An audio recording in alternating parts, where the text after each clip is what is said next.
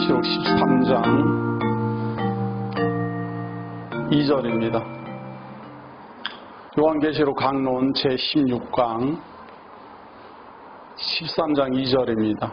내가 본 짐승은 표범과 비슷하고 그 발은 곰의 발 같고 그 입은 사자의 입 같은데 용이 자기의 능력과 보좌와 큰 권세를 그에게 주었더라. 그의 머리 하나가 상하여 죽게 된 것 같더니 그 죽게 되었던 상처가 나음에 온 땅이 놀랍게 여겨 짐승을 따르고 용이 짐승에게 권세를 주므로 용에게 경배하며 짐승에게 경배하여 이르되 누가 이 짐승과 같으냐 누가 능히 이와 더불어 싸우리요 하더라. 또 짐승이 과장되고 신성 모독을 말하는 입을 받고 또 42달 동안 일할 권세를 받으니라. 자, 16강입니다. 지금 15강에 이어지는 내용인데요. 지금 제가 2절로부터 시작해가지고 5절까지 봉독해드린 이 짐승은 그 머리 하나가 상하여 죽게 된 것 같더니 그 죽게 되었던 상처가 나음에 이게 후계자라는 말이죠. 카이사르는 죽었고 그러나 죽었다 하더라도 실제로는 죽지가 않고 그의 후계자 옥타비아누스가 제왕으로 등극을 하게 되고 그리고 그 카이사르의 이름은 로마 제국이 망할 때까지 그 제국 제왕들의 이름이었습니다. 그러니까 제왕이 누가 되든지 간에 전부 다 카이사라고 칭해졌습니다. 그러니까 머리 하나가 상하여 죽게 된 것 같더니 그 죽게 되었던 상처가 나음에 온 땅이 놀랍게 여겨 그 말이죠.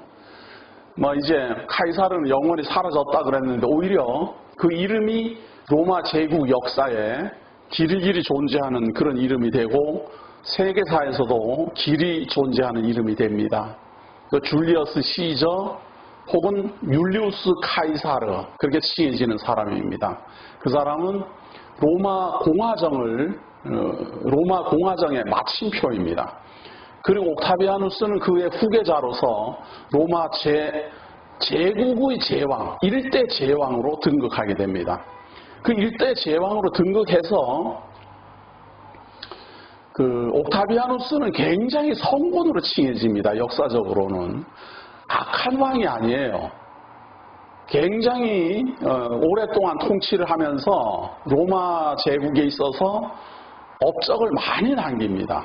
그리고 위대한 왕으로 칭해집니다. 문제는 하나님을 거부한다라는 겁니다. 하나님 알기를 우습게 알아요. 왜냐하면 자기가 하나님이니까. 그래서 여기 보면 신성 모독하는 이름들이 있더라.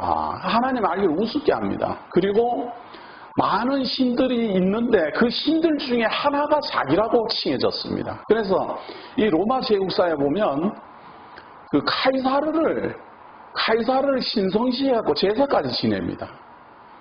제사까지 지내고 그를 아주 제국의 수호신처럼 그렇게 이제 여기게 되고 심지어는 그 옥타비아누스도 황제이지만 살아있는 신이라고 표현을 합니다.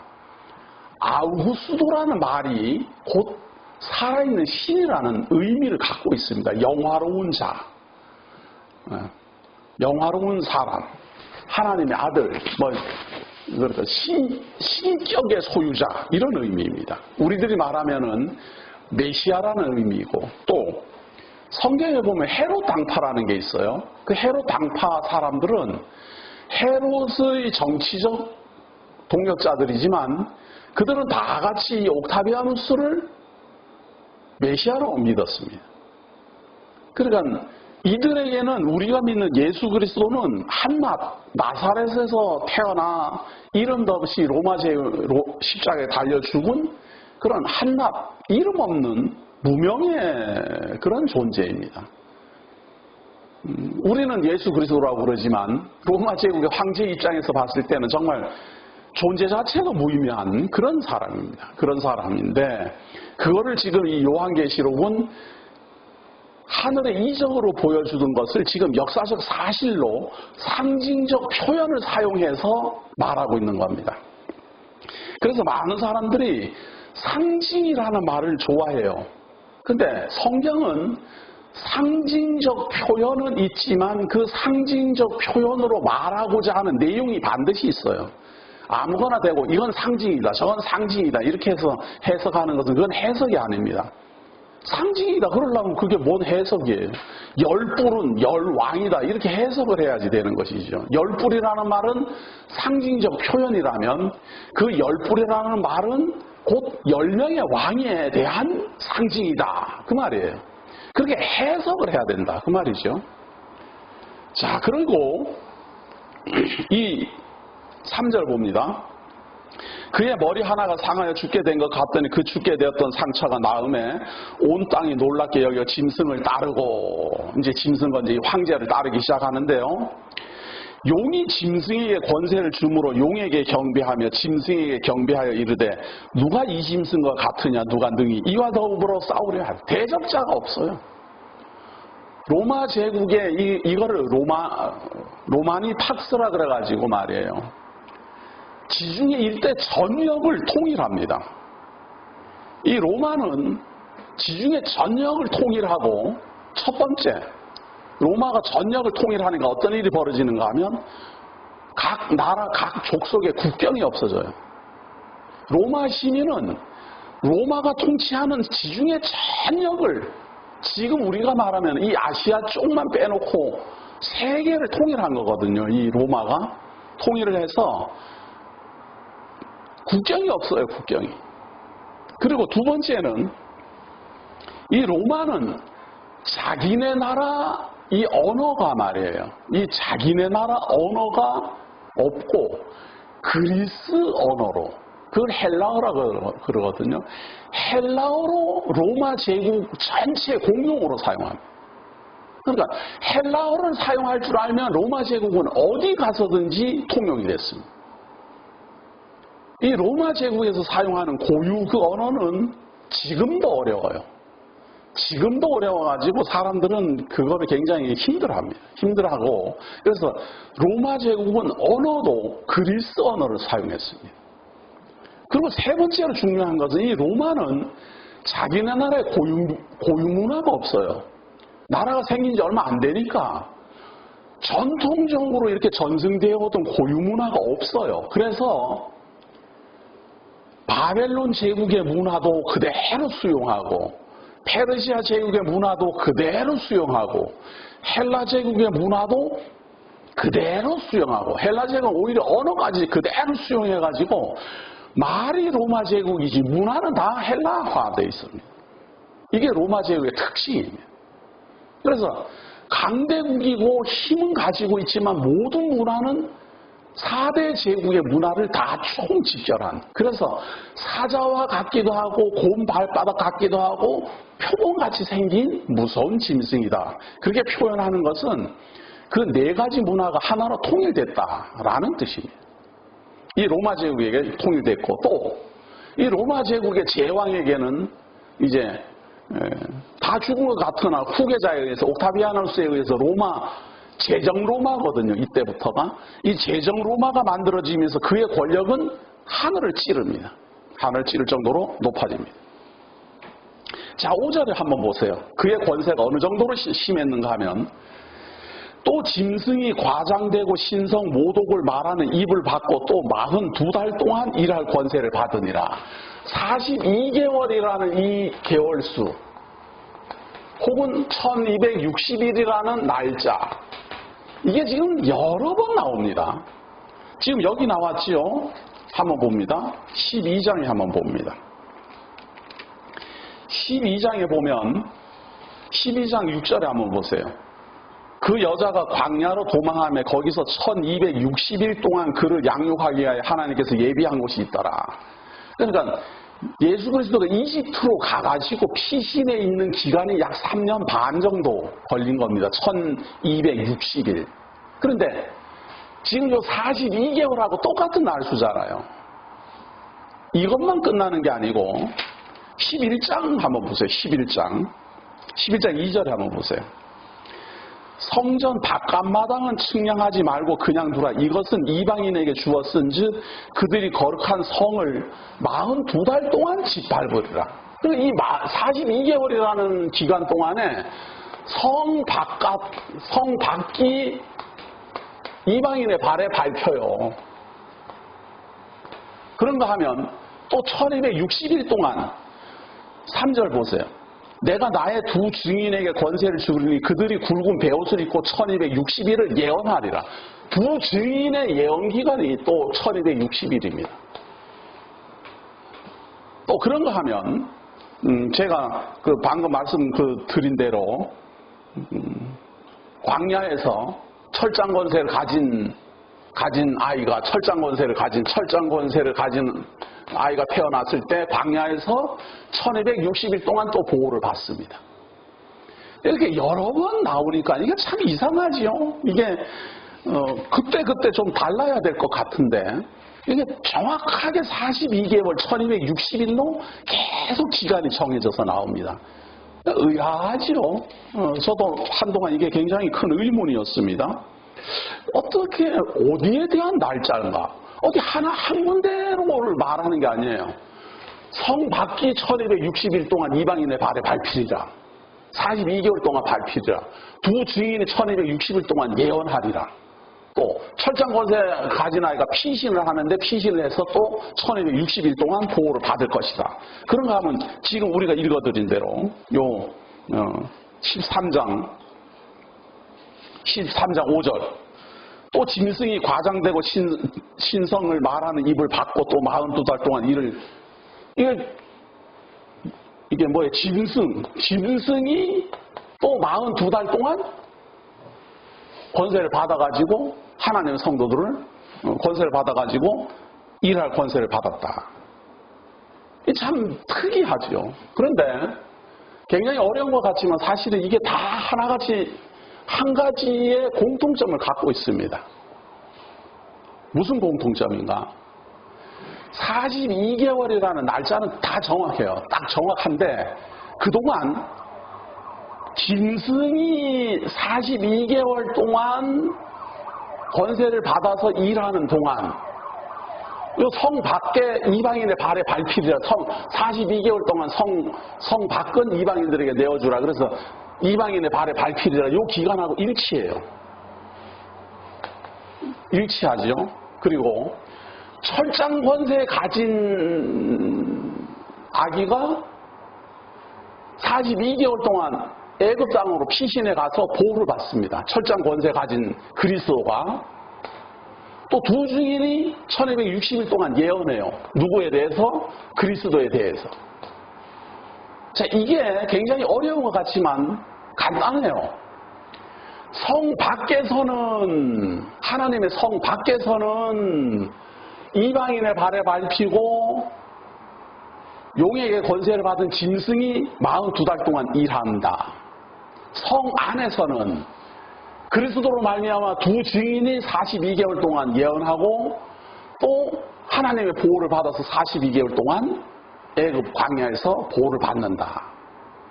그럼 이 내용, 이 42개월이라는 게 과연 무엇을 의미하고 있을까? 이걸 종합해가지고 저에게 딱 한마디로 묻는다면 42개월이라는 이 기간이 이렇게 나누어져 있는 이 기간의 가장 큰 공통점이 무엇이냐고 저에게 묻는다면 그리스도의 지상사역 기간입니다. 3년 반 동안 예수 그리스도가 하나님의 복음을 전하고 하나님의 백성을 구원하고 하는 동안 우리 주 예수 그리스도가 성전이거든요. 우리 주 예수 그리스도가 성전의 머리고 우리는 그의 지체입니다. 그리고 내 몸을 이 성전을 헐라 내가 사흘 만에 일으키리라 할 때 이 성전을 헐라라고 지칭된 그 성전은 곧 자기 몸을 가리킨 말입니다. 그래서 나를 죽여라. 내가 3일 만에 부활하겠다. 그 말이거든요. 그래서 예수 그리스도가 곧 성전이고 예수 그리스도 안에 있는 사람이 성 안에 있는 사람들이고 예수 그리스도를 대적하는 사람이 성 밖에 있는 사람이고 예수 그리스도를 부정하는 사람들이 바로 짐승 권세요 용의 권세를 받은 사람들입니다. 그래서 42개월이라는 지상사역 3년 반이거든요. 3년 반 동안 우리 주 예수 그리스도가 지상사역을 하는 그 기간 동안 안에서는 두 증인에 의한 예수 그리스도의 증거가 알려지고 철장 권세 받은 자가 보호를 받으며 자기 활동을 그대로 진행하는 겁니다. 그리고 같은 기간 3년 반 동안은 짐승 권세와 성 밖에 있는 자들에게 권세가 42개월 동안 진행됩니다. 그래서 여러 군데서 나오니까 이것이 다 다른 사건 같지만 다 전부 다 예수 그리스도를 중심으로 해서 안에서 혹은 밖에서 벌어지고 있는 기간이다. 그렇게 보시면 거의 틀림없습니다. 제가 지금까지 곰곰이 연구해보고 살펴봤는데 이 42개월 1260일이라는 기간은 예수 그리스도가 지상 사역을 시작한 세례 요한에게 세례를 받음으로 말미암아 시작된 지상 사역의 기간입니다. 그리고 십자가에 달려 죽으시고 부활하시고 승천하실 때까지 40일이거든요. 그거를 다 합하면 딱 42개월. 하나님께서는 그것을 지금 요한계시록을 통해서 성전의 역사로 성전이라는 상징적 표현을 쓰는 겁니다. 예수님도 자기 자신을 성전이라고 했는데 요한이 예수님을 지금 성전 밖, 성전 안 그런다고 해서 뭐가 다릅니까? 똑같은 말입니다. 똑같은 말이니까 그렇게 이해하면 되겠습니다. 자, 그리고 5절을 보세요. 또 짐승이 과장되고 신성을 말하는 입을 받고 또 42달 동안 일할 권세를 받으니라. 제왕은 사실은 42달 동안 일을 한 게 아니고 제왕은 이 사람이 55년인가 통치를 했어요. 굉장히 오랫동안 했어요. 근데 42달 동안 일할 권세라는 말은 그리스도를 대적하는 기간을 말하는 겁니다. 42달 동안 나사렛 촌사람, 나사렛 사람 그래갖고 나중에는 십자가에 못 박아 죽이고 그렇게 할 때까지 예수 그리스도를 아주 천대했어요. 우습게 여기고. 빌라도가 알기를 우습게 여기고 그러는 것처럼 로마 제국에서는 예수 그리스도를 알기를 하나님의 아들로 보지 않았어요. 하나님의 성령으로 보지도 않았고 하나님의 나라로 보지도 않았어요. 그 기간을 말하는 겁니다. 그 기간을. 그런데 그냥 짐승이 그러면 42달 동안 권세를 받았으니까 짐승이 그리스도를 대적할 수 있는 기간 말이에요. 그 기간 동안 42달이다라는 사실입니다. 자, 6절 봅니다. 짐승이 입을 벌려 하나님을 향하여 비방하되 그의 이름과 그의 장막 곧 하늘에 사는 자들을 비방하더라. 왜 이 짐승은 이렇게 하나님을 비방했을까? 자기가 하나님이기 때문에 그래요.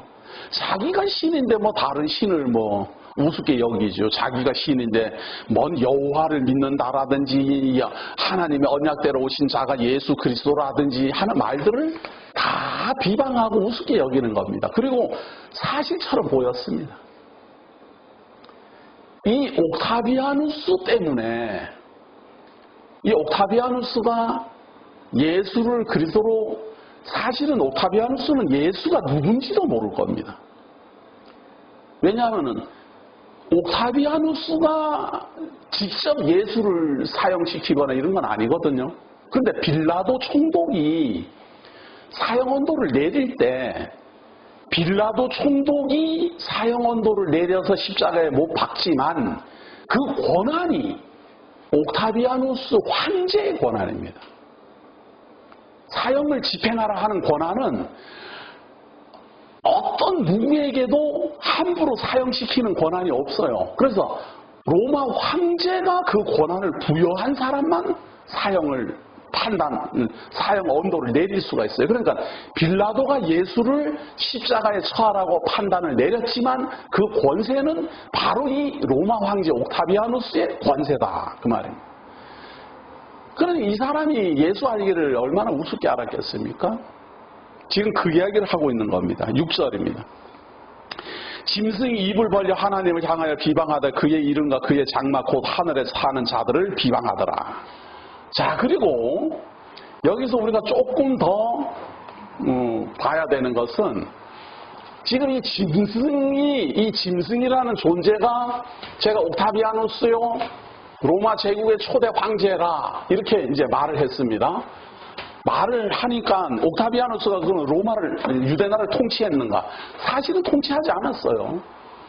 7명의 왕이 존재하고 3명의 왕이 출현했다가 사라지고 그리고 이 옥타비아누스가 제왕으로 등극을 합니다. 이렇게 등극을 할 때 3명의 왕 그리고 이 옥타비아누스가 제왕으로 등극을 하기까지 이 로마는 유대나라를 식민지화했어요.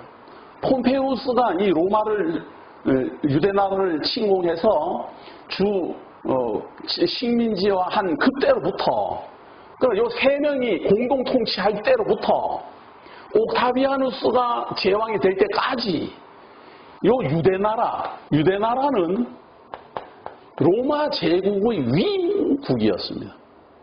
로마 제국이 통치하에 있었습니다. 그래가지고 총독을 파견하고 그러는 거거든요. 그런데 이 유대나라를 처음부터 총독이 파견해서 이 나라를 통치한 게 아니라 처음에는 안티파테르라는 장관을 파송해서 유대나라를 한때 통치합니다. 자, 그런데 이 한때 통치할 때, 이 안티파테르가 유대나라를 한때 통치할 때 두 아들이 있었습니다. 한 명은 파사엘루스이고 또 한 명은 헤롯입니다.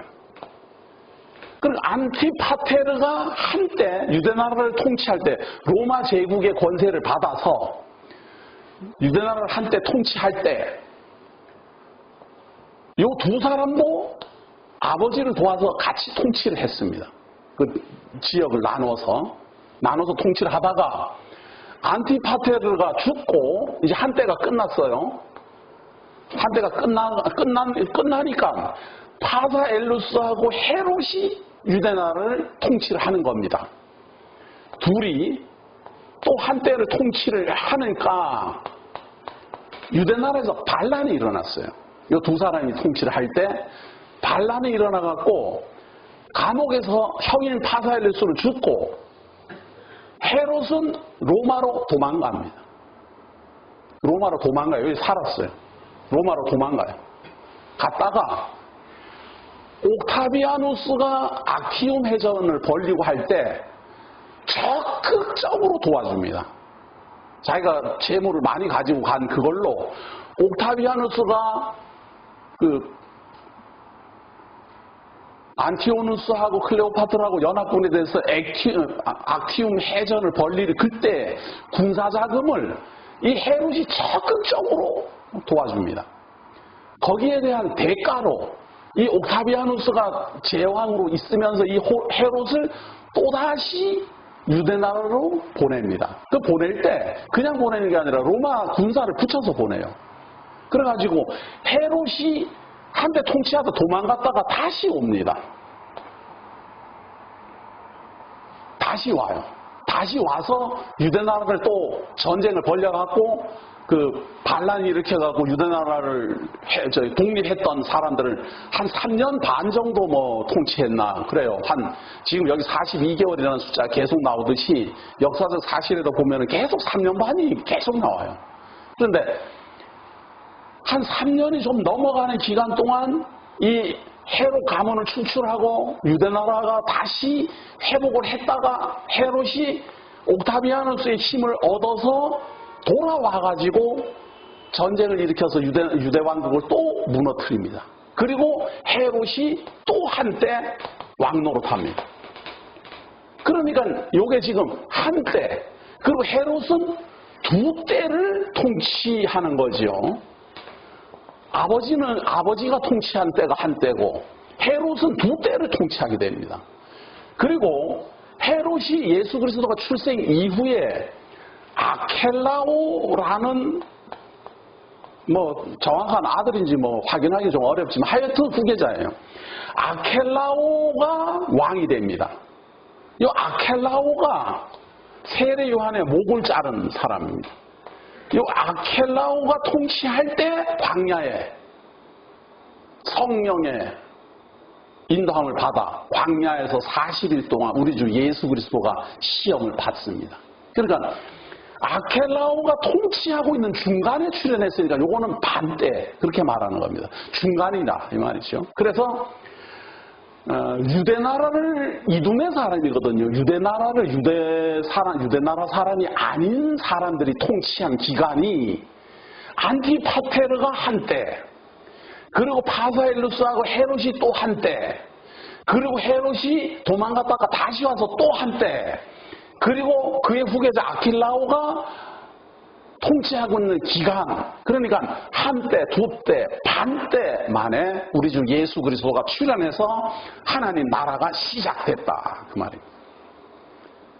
그것이지 3년 반이 한때는 무슨 1년이고 두 때는 2년이고 반 때는 6개월이다. 그런 말은 여기 바로 이 42개월 때문에 그런 차관을 한 거예요. 그런데 한때, 두때, 반 때는 그런 의미가 아닙니다. 때라는 말은 기간이 정확하지 않은 걸 때라 그래요. 나도 한때 잘 나갔어. 나도 한때 잘 생겼었어. 한때 우리도 잘 살았어. 이런 말은 언제부터 언제까지를 정확하게 구분하지 못할 때 사용하는 말입니다. 그걸 때라 그러잖아요.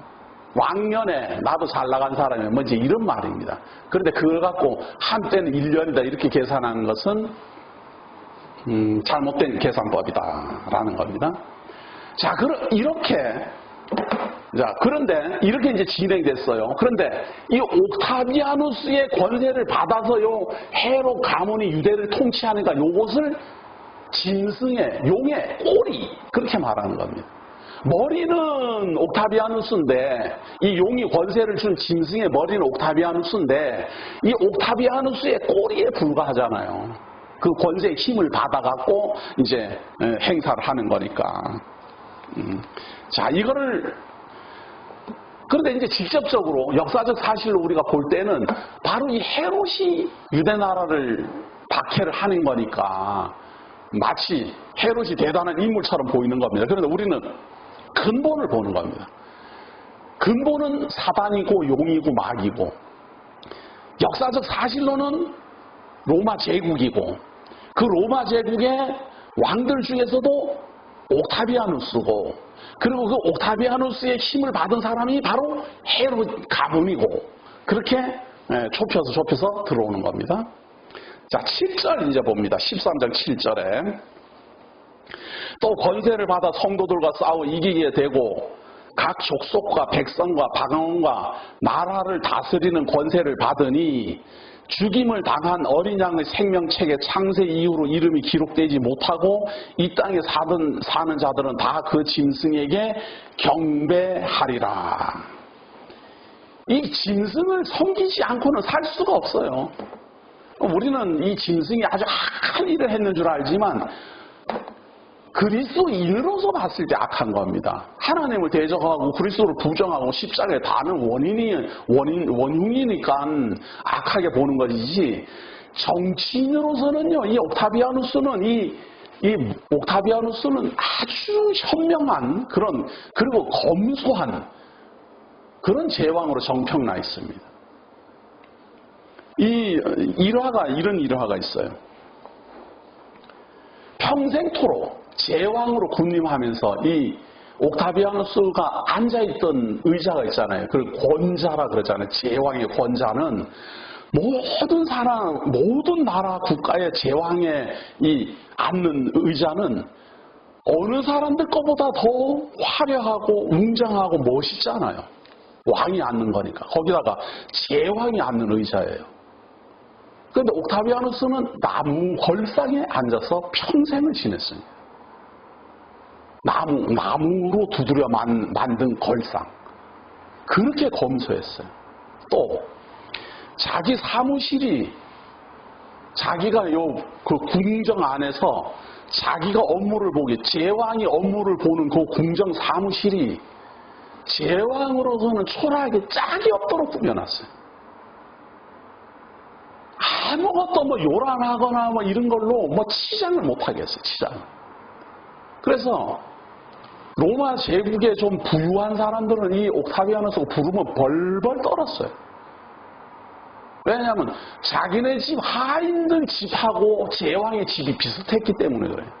자기네 집 하인들이 사는 그런 친구나 이런 거를 제왕이 사용을 하는 거예요.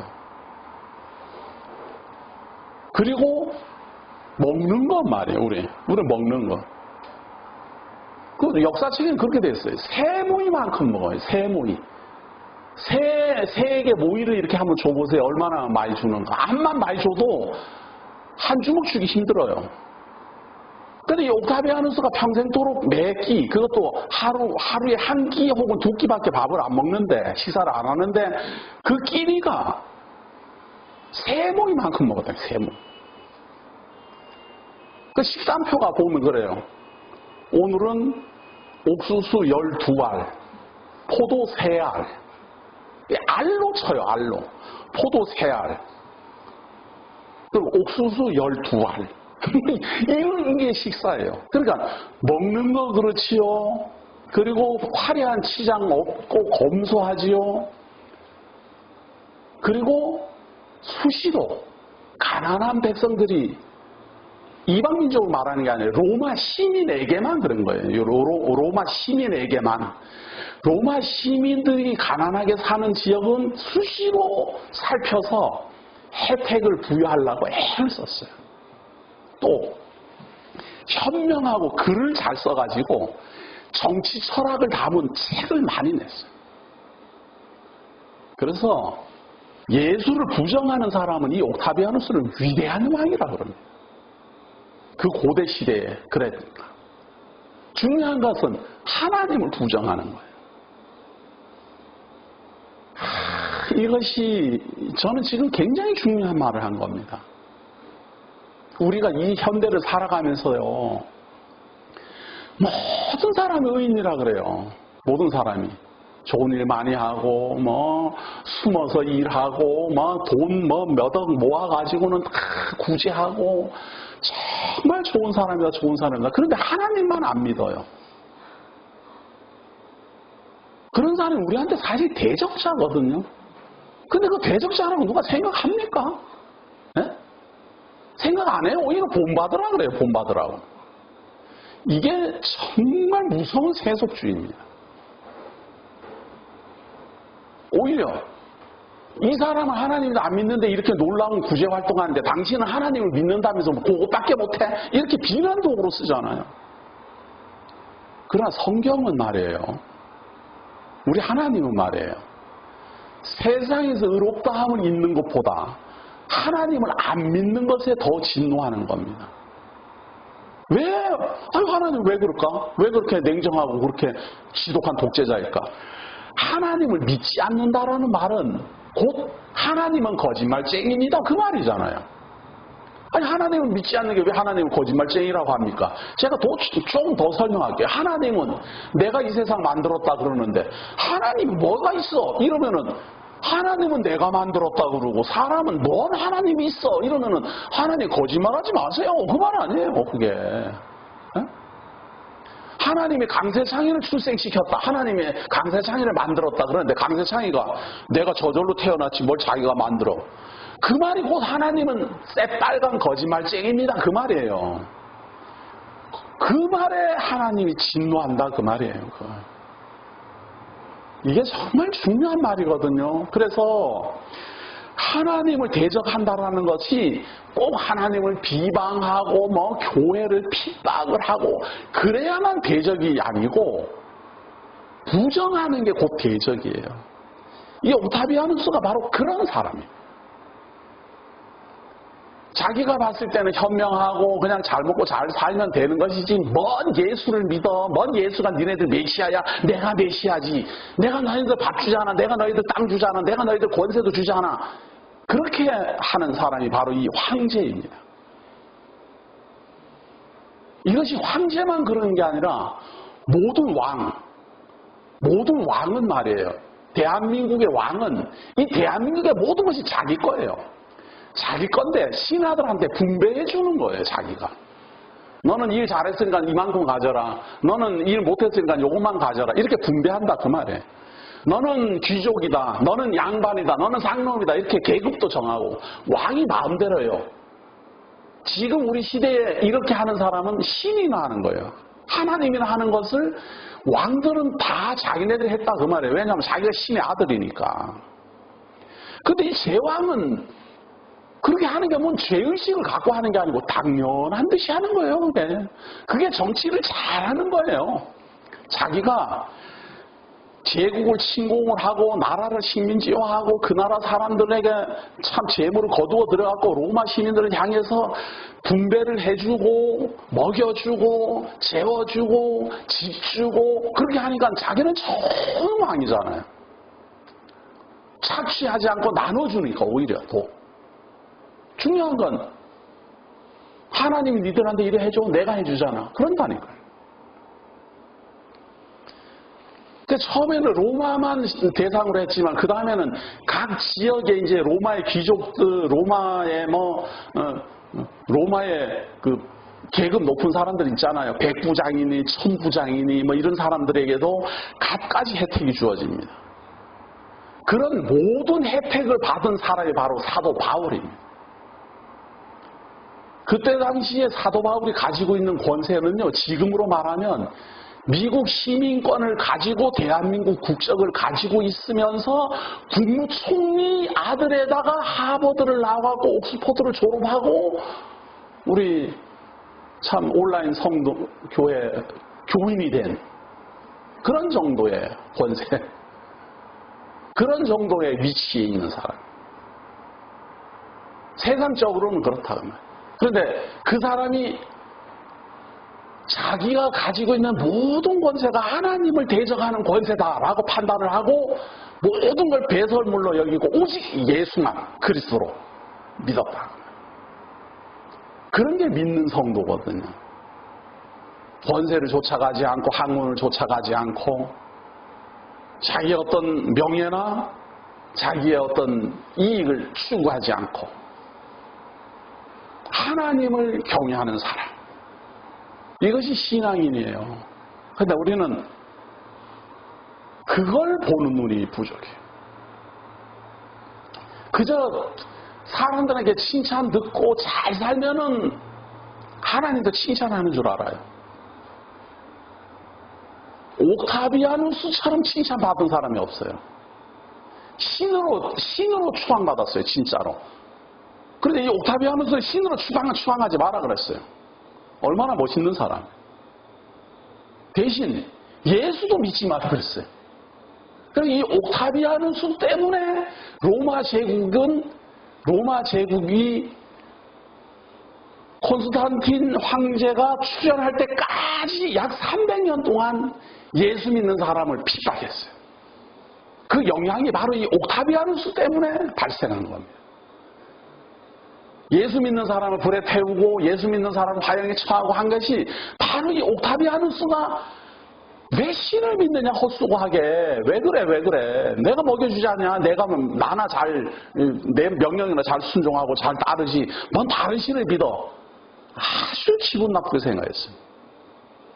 그 영향이 로마 황제의 명령에 순종하고 있는 후인 황제들에게도 그대로 영향을 끼쳐서 예수 믿는 사람들을 그렇게 혹독하게 박해했던 겁니다. 그러니 이 짐승이, 이 요한계시록이 말하고 있는 이 짐승이 얼마나 무서운 권세입니까?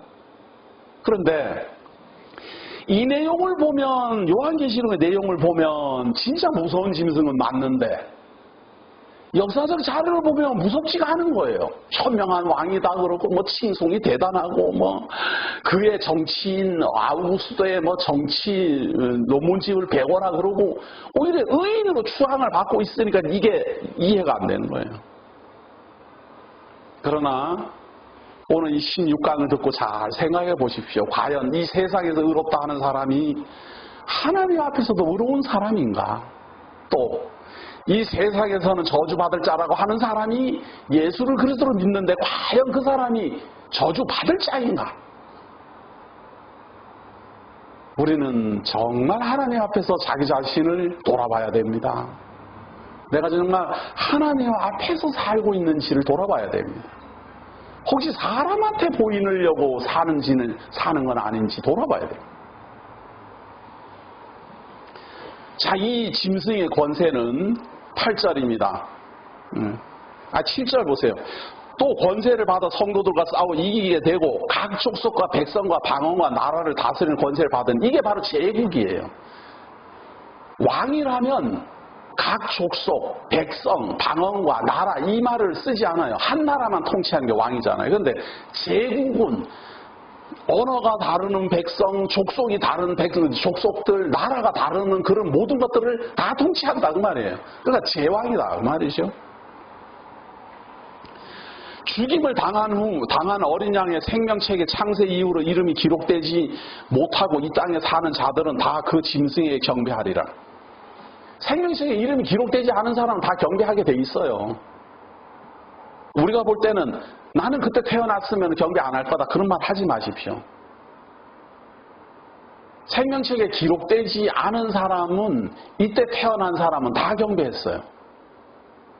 근데 생명책에 기록된 사람은 이때를 피하든지 아니면 이때 태어나더라도 경배하지 않도록 하나님이 보호하는 겁니다. 이 시대에 요한도 생명책에 기록된 사람인데 태어났잖아요. 경배하지 않잖아요. 사도 바울도 이 시대에 태어났잖아요. 생명책에 기록된 사람이잖아요.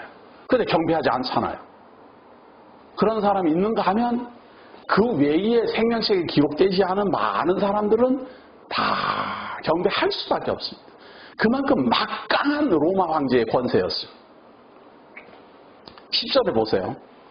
사로잡힐 자는 사로잡혀 갈 것이요 칼에 죽을 자는 마땅히 칼에 죽을 것이니 성도들의 인내와 믿음이 여기 있느니라. 이게 뭔 말인가 하면요. 사로잡힐 자는 사로잡혀 가요.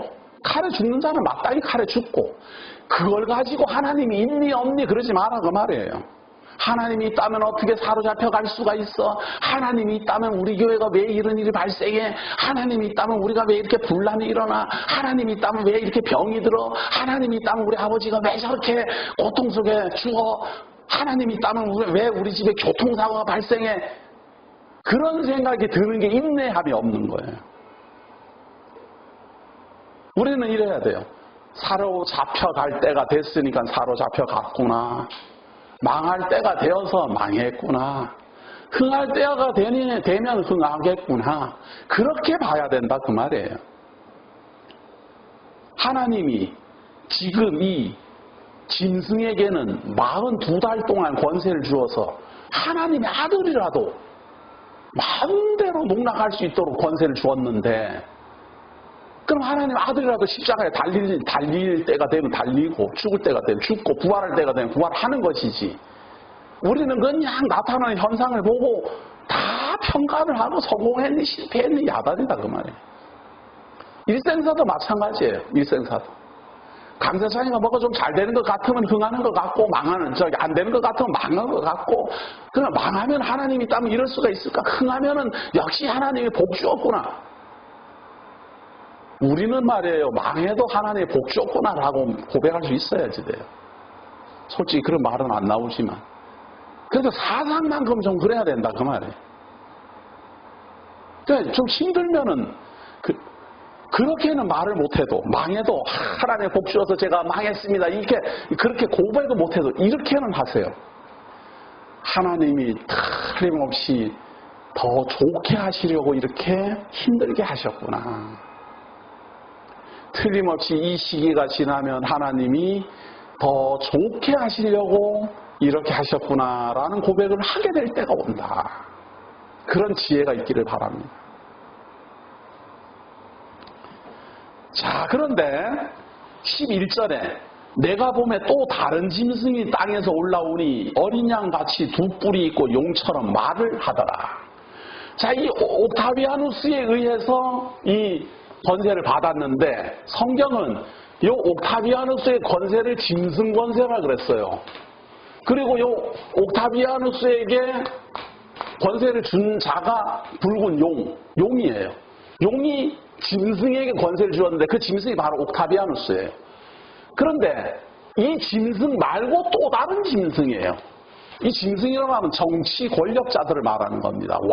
왕들을 말하는데 이 짐승이 아니고 용에게 직접 권세를 받은 이 옥타비아누스, 로마 제국을 통치하는 이 짐승이 아닌 또 다른 짐승을 소개합니다.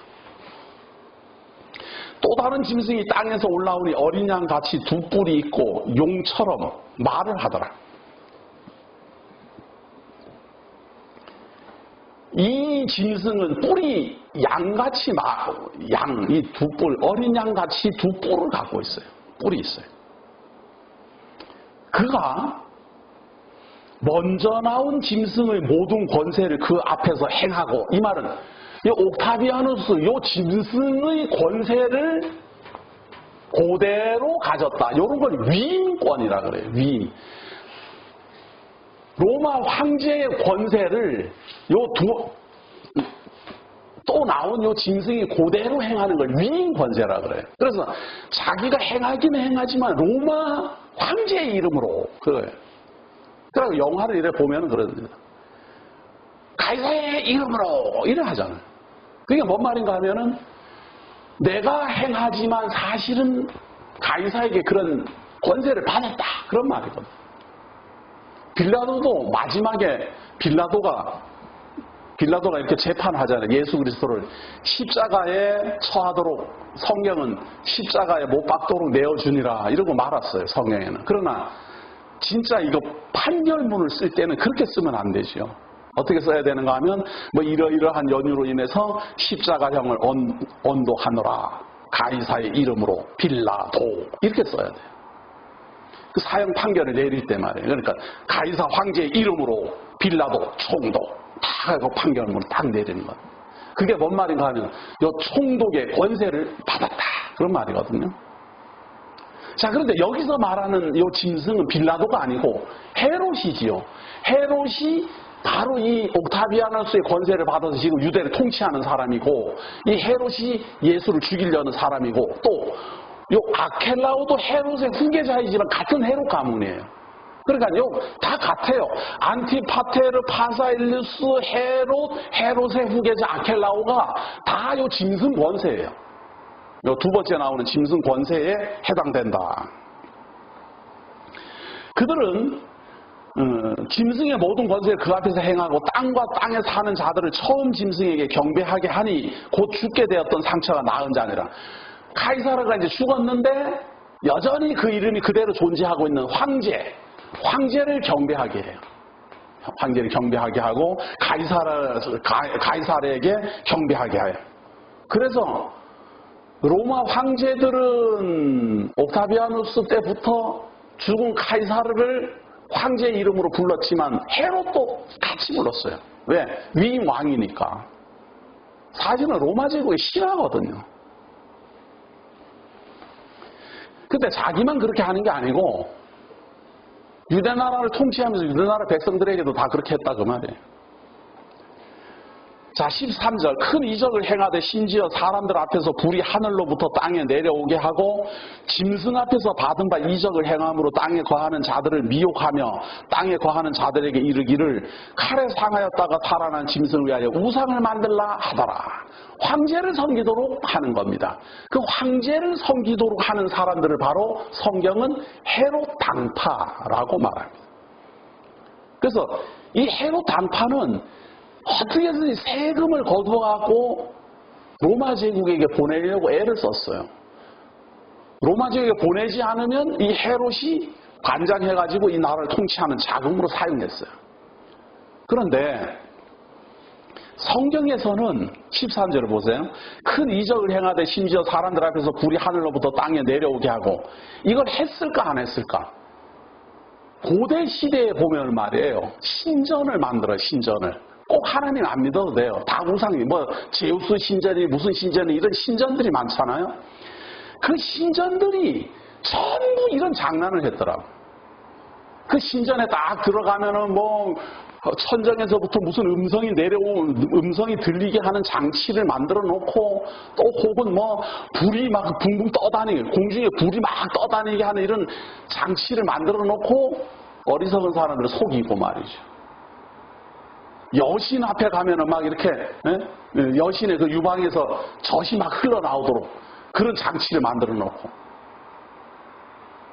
현대에서만 우리는 마술사들이 있는 줄 알았더니 고대부터 마술사들이 그런 장난들을 많이 했어요. 그래가지고 모르는 사람들은 진짜 신이 나타난 줄로 기절하게 하고, 신전에 들어가서 기도하고 있는데 저 뒤에서부터 하얀 옷을 입은 사람이 샤 공중을 떠서 날아가고 하고, 그렇게 해서 사람들을 미혹해요. 미혹을 하고, 또 짐승 앞에서 받은 바 이적을 행함으로 땅에 거하는 자들을 미혹하며 땅에 거하는 자들에게 이르기를 칼에 상하였다가 살아난 짐승을 위하여 우상을 만들어 적극적으로 옥타비아누스를 비호하고 협력하고 도와주도록 한다.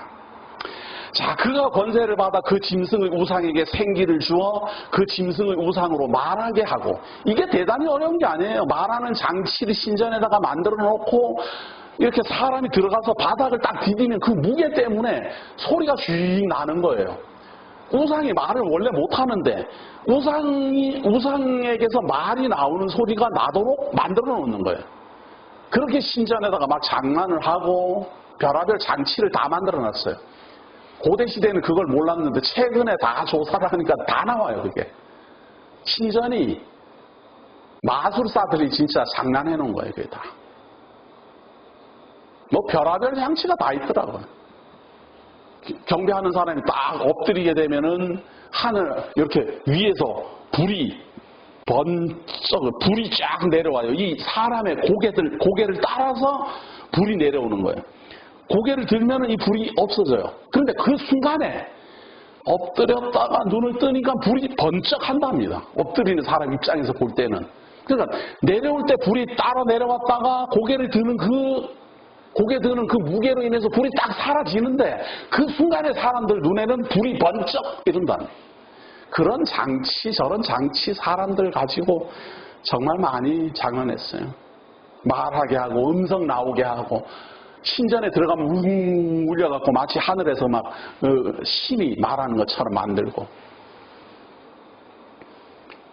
지금도 그렇게 합니다. 그런데 그거 아셔야 됩니다. 교회당에다가 그런 장난질하는 사람들 많아요. 교회당에 이 강대상 뒤에다가 지금 음향 효과가 너무너무 좋잖아요. 그러니까 너무 편하게 하면 들키니까 들키지 않게끔 그 당사자도 모르게끔 그런 음향 장치를 딱 해놨어요. 그런데 가서 기도하면 마치 에코 울리듯이, 하늘에 음성 울리듯이 자기 기도 소리가 웅웅웅 울리도록 이런 음향 장치를 잘 합니다. 돈 많이 들어가. 그런 거에 속으면 안 되는데. 근데 그런 거를 잘 속아요. 또 그렇게 하면은 돈이 됩니다. 돈이 되니까 그런 짓을 하지요. 자, 우상에게 경배하지 아니하는 자는 몇이든지 다 죽이게 하더라. 권세도 가지고 있지요. 속임수를 부려갖고 신전을 만들기도 하지요.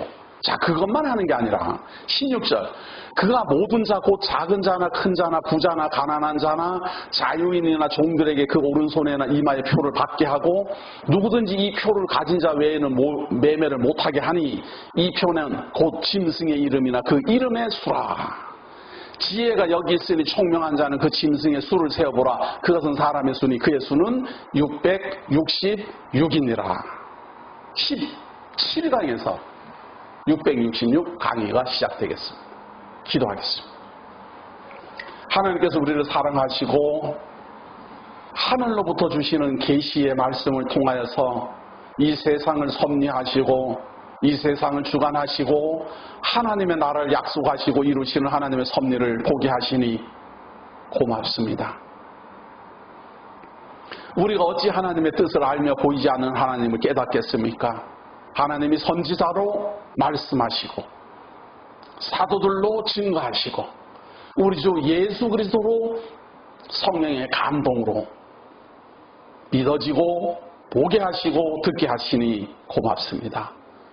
우리에게 주신 이 하나님의 말씀이 우리들 기억에, 우리들 신비에 새겨져 오고 오는 세대에 변함없이 정한 마음으로 하나님만 섬기고 하나님만 경외하며 하나님 앞에 예배하다가 하나님 앞에 서도록 붙들어 주옵소서.